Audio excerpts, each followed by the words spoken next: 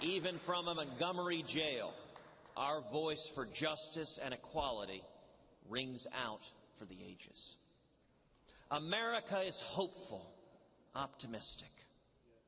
America is kind. We are not boastful or mean-spirited. America is brave.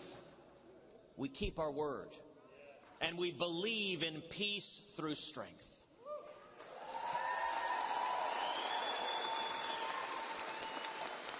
We have spilled more blood, spent more treasure in defense of liberty than any country in history. Yet we do not engage in wars of conquest. We do not seek to enrich ourselves at our neighbor's expense. America is the land that gave my mom, an Irish-Italian girl growing up in a working-class family, the chance to be the first in her family ever to go to college, to become a pioneering computer programmer in the 1950s.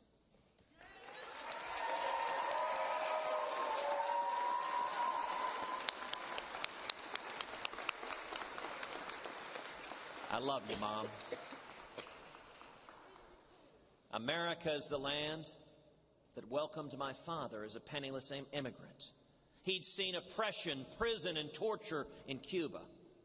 And for him, America was hope. It was opportunity. In 1957, if someone had told that teenager washing dishes for 50 cents an hour that one day his son would be elected to the Senate and he would get a chance to cast his ballot for his son to be President of the United States,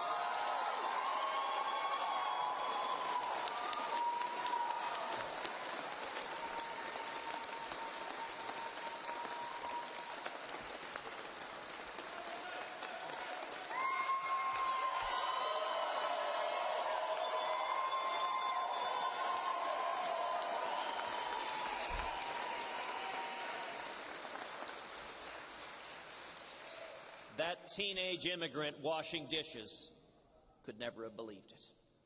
And yet that's exactly what happened, only in America.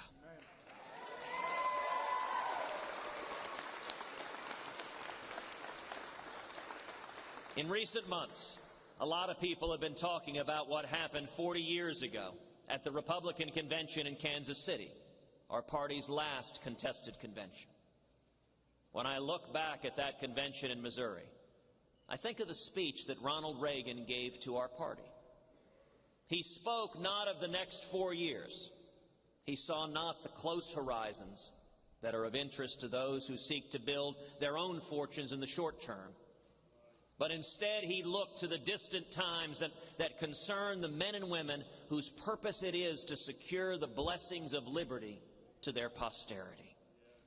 Ronald Reagan spoke of the next 100 years and of the generations of Americans who would come to know whether our nation had escaped the existential threat of nuclear war, who would know whether our party had succeeded in its fight against the erosion of constitutional freedoms that only grow and multiply under rule of the Democratic Party.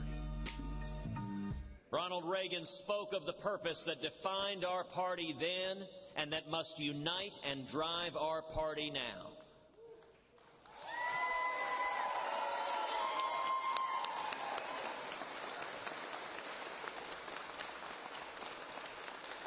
The Republican Party of Ronald Reagan and of George Herbert Walker Bush ensured that thousands of nuclear missiles that the Soviet Union and the United States had targeted each other were never fired, and that Soviet communism was consigned to the ash heap of history.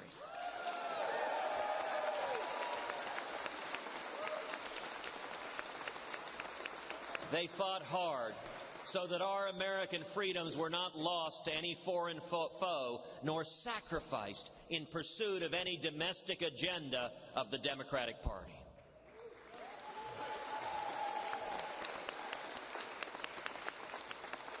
Yet the challenges we face today remain as great as ever. Americans are deeply frustrated and desperately want to change the path that we're on. We have economic stagnation at home, and our constitutional rights are under assault. Under the Obama-Clinton foreign policy, Russia has emerged as a resurgent threat. China looks with a covetous eye on the lands of our allies in the region. A nuclear North Korea and a near-nuclear Iran yearn to devastate our homeland.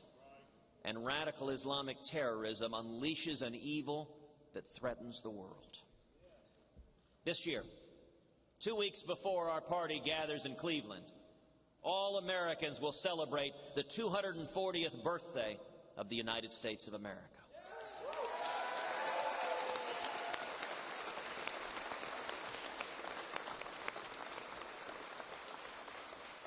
American parents and grandparents will watch the fireworks with their kids and will dream of the grandchildren and great-grandchildren to come and wonder how those future generations of Americans will remember what we do not only this summer, but in the coming decades.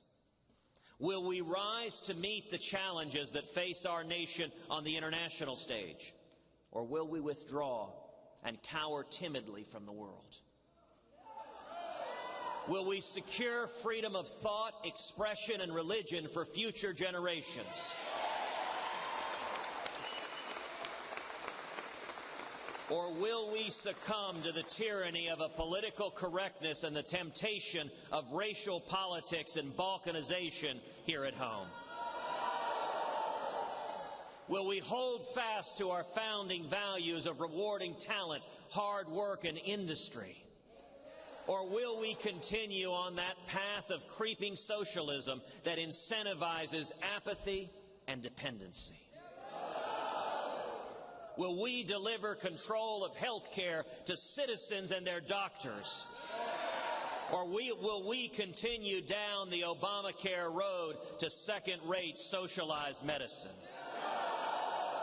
Will we keep America safe from the threats of nuclear war and atomic terrorism? Or will we pass on to future generations a land devastated and destroyed by the enemies of civilization? This is the responsibility with which we have been charged by history. This is our challenge. This is the fight that falls to our generation. When we launched this campaign 13 months ago, we saw a movement grow. The pundits all said it was hopeless, but we saw over 300,000 volunteers all across this nation.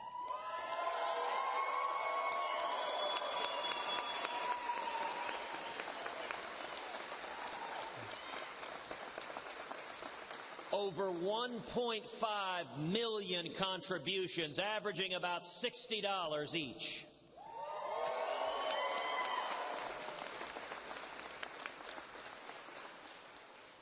Many of those volunteers, many of those contributions, you never forget. Just a few days ago, 2 young kids, ages 4 and 6, handed me 2 envelopes full of change. All of their earnings from their lemonade stand. They wanted the campaign to have it. That's what built this campaign. That's what fueled this movement.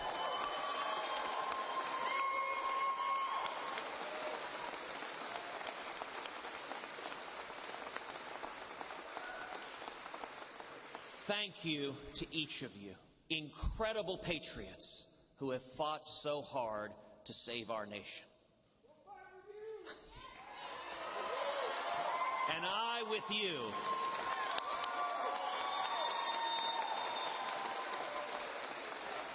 I am so grateful to you, to my amazing wife, Heidi.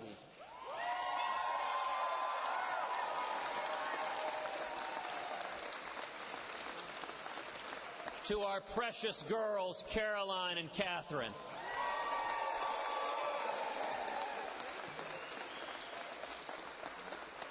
To my mom, the prayer warrior.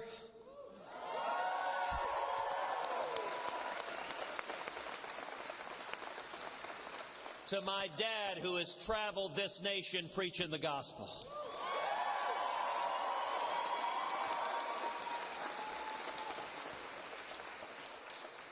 to Carly Fiorina, who has been an incredible, phenomenal running mate.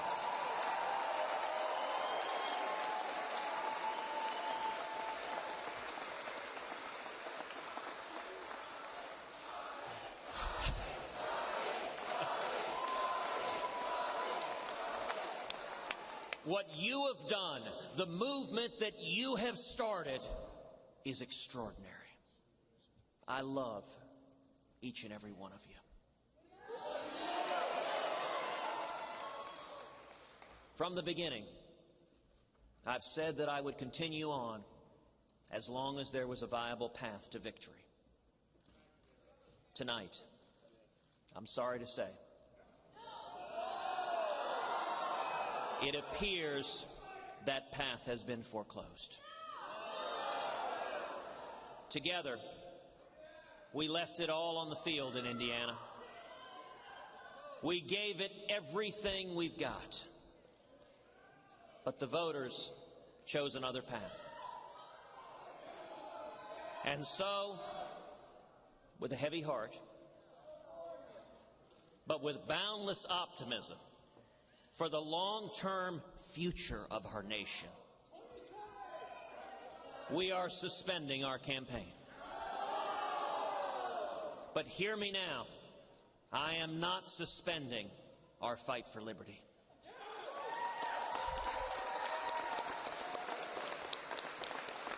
I am not suspending our fight to defend the Constitution, to defend the Judeo-Christian values that built America.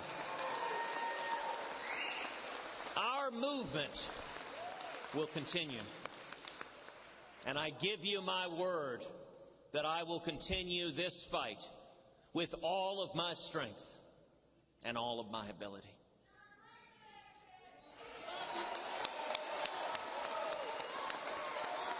You are extraordinary, and we will continue to fight next week and next month and next year, and together we will continue as long as God grants us the strength to fight on.